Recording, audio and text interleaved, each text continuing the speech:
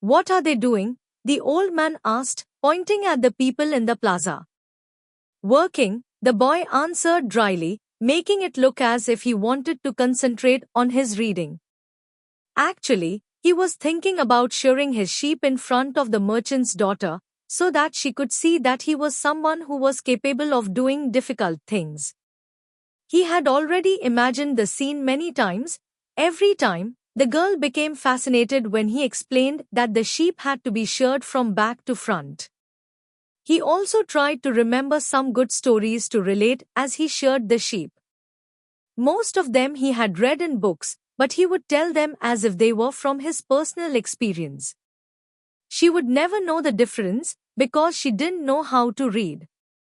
Meanwhile, the old man persisted in his attempt to strike up a conversation. He said that he was tired and thirsty, and asked if he might have a sip of the boy's wine. The boy offered his bottle, hoping that the old man would leave him alone. But the old man wanted to talk, and he asked the boy what book he was reading. The boy was tempted to be rude and moved to another bench, but his father had taught him to be respectful of the elderly. So he held out the book to the man for two reasons. First, that he, himself, wasn't sure how to pronounce the title, and second, that if the old man didn't know how to read, he would probably feel ashamed and decide of his own accord to change benches. Said the old man, looking at all sides of the book, as if it was some strange object. "This is an important book, but it's really irritating." The boy was shocked. The old man knew how to read, and had already read the book. And if the book was irritating, as the old man had said, the boy still had time to change it for another. "It's a book that says the same thing almost all the other books in the world say," continued the old man. "It describes people's inability to choose their own destinies. And it ends up saying that everyone believes the world's greatest lie." "What's the world's greatest lie?" the boy asked, completely surprised. "It's this, that at a certain point in our lives, we lose control of what's happening to us, and our lives become controlled by fate. That's the world's greatest lie." "That's never happened to me," the boy said. "They wanted me to be a priest, but I decided to become a shepherd." "Much better," said the old man. "Because you really like to travel." He knew what I was thinking, the boy said to himself. The old man, meanwhile, was leafing through the book, without seeming to want to return it at all. The boy noticed that the man's clothing was strange. He looked like an Arab, which was not unusual in those parts. Africa was only a few hours from Tarifa. One had only to cross the narrow straits by boat. Arabs often appeared in the city, shopping and chanting their strange prayers several times a day.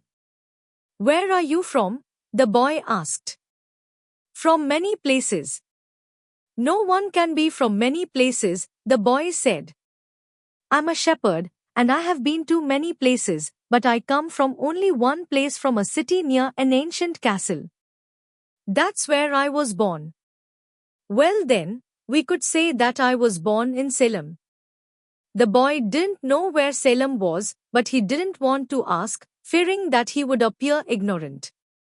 He looked at the people in the plaza for a while. They were coming and going, and all of them seemed to be very busy.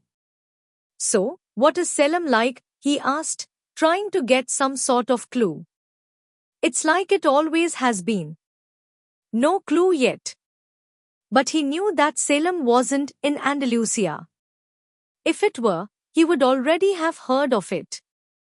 "And what do you do in Salem?" he insisted. "What do I do in Salem?"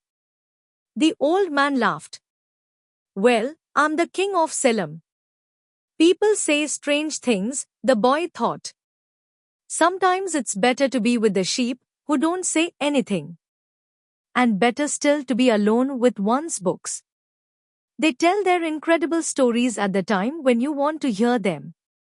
But when you're talking to people, they say some things that are so strange that you don't know how to continue the conversation. My name is Melchizedek, said the old man. How many sheep do you have? Enough, said the boy. He could see that the old man wanted to know more about his life. Well, then, we've got a problem. I can't help you if you feel you've got enough sheep. The boy was getting irritated. He wasn't asking for help. It was the old man who had asked for a drink of his wine and had started the conversation. Give me my book, the boy said. I have to go and gather my sheep and get going. Give me 1/10 of your sheep, said the old man, and I'll tell you how to find the hidden treasure. The boy remembered his dream, and suddenly everything was clear to him. The old woman hadn't charged him anything, but the old man, maybe he was her husband, was going to find a way to get much more money in exchange for information about something that didn't even exist. The old man was probably a gypsy, too. But before the boy could say anything, the old man leaned over, picked up a stick, and began to write in the sand of the plaza. Something bright reflected from his chest with such intensity that the boy was momentarily blinded. With a movement that was too quick for someone his age, the man covered whatever it was with his cape. When his vision returned to normal, the boy was able to read what the old man had written in the sand. There, in the sand of the plaza of that small city, the boy read the names of his father and his mother and the name of the seminary he had attended. He read the name of the merchant's daughter, which he hadn't even known, and he read things he had never told anyone. I'm the king of Salem, the old man had said. Why would a king be talking with a shepherd? The boy asked, awed and embarrassed. For several reasons. But let's say that the most important is that you have succeeded in discovering your destiny. The boy didn't know what a person's destiny was. It's what you have always wanted to accomplish. Everyone, when they are young, knows what their destiny is. At that point in their lives, everything is clear and everything is possible. They are not afraid to dream and to yearn for everything they would like to see happen to them in their lives. But, as time passes, a mysterious force begins to convince them that it will be impossible for them to realize their destiny. None of what the old man was saying made much sense to the boy. But he wanted to know what the mysterious force was. The merchant's daughter would be impressed when he told her about that. It's a force that appears to be negative, but actually shows you how to realize your destiny. It prepares your spirit and your will, because there is one great truth on this planet: whoever you are, or whatever it is that you do, when you really want something, it's because that desire originated in the soul of the universe. It's your mission on earth. Even when all you want to do is travel? Or marry the daughter of a textile merchant? Yes, or even search for treasure. The soul of the world is nourished by people's happiness. And also by unhappiness, envy, and jealousy. To realize one's destiny is a person's only real obligation. All things are one. And, when you want something, all the universe conspires in helping you to achieve it. They were both silent for a time, observing the plaza and the townspeople. It was the old man who spoke first. Why do you tend a flock of sheep? Because I like to travel. The old man pointed to a baker standing in his shop window at one corner of the plaza. When he was a child, that man wanted to travel, too. But he decided first to buy his bakery and put some money aside. When he's an old man, he's going to spend a month in Africa. He never realized that people are capable, at any time in their lives, of doing what they dream of. He should have decided to become a shepherd, the boy said. Well, he thought about that, the old man said. But bakers are more important people than shepherds. Bakers have homes, while shepherds sleep out in the open.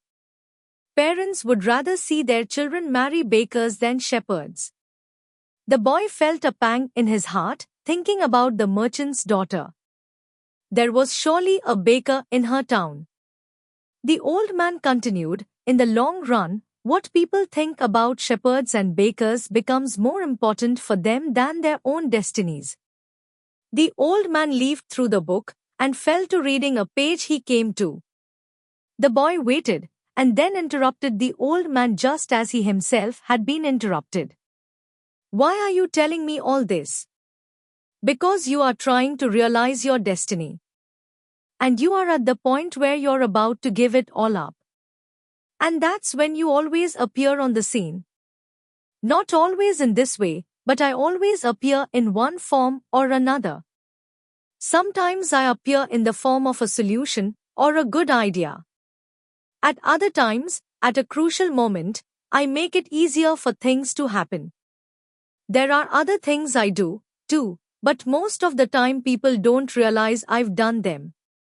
The old man related that, the week before, he had been forced to appear before a miner and had taken the form of a stone. The miner had abandoned everything to go mining for emeralds. For 5 years he had been working a certain river and had examined hundreds of thousands of stones looking for an emerald. The miner was about to give it all up, right at the point when, if he were to examine just one more stone, just one more, he would find his emerald. Since the miner had sacrificed everything to his destiny, the old man decided to become involved. He transformed himself into a stone that rolled up to the miner's foot. The miner, with all the anger and frustration of his 5 fruitless years, picked up the stone and threw it aside. But he had thrown it with such force that it broke the stone it fell upon, and there, embedded in the broken stone, was the most beautiful emerald in the world. People learn, early in their lives, what is their reason for being, said the old man, with a certain bitterness. Maybe that's why they give up on it so early, too. But that's the way it is. The boy reminded the old man that he had said something about hidden treasure. Treasure is uncovered by the force of flowing water, and it is buried by the same currents, said the old man.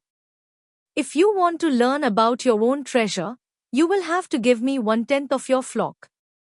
What about 1/10 of my treasure? The old man looked disappointed. If you start out by promising what you don't even have yet, you lose your desire to work toward getting it. The boy told him that he had already promised to give 1/10 of his treasure to the gypsy. Gypsies are experts at getting people to do that, sighed the old man. In any case, it's good that you've learned that everything in life has its price. This is what the warriors of the light try to teach. The old man returned the book to the boy. Tomorrow, at this same time, bring me 1/10 of your flock. And I will tell you how to find the hidden treasure. Good afternoon. And he vanished around the corner of the plaza.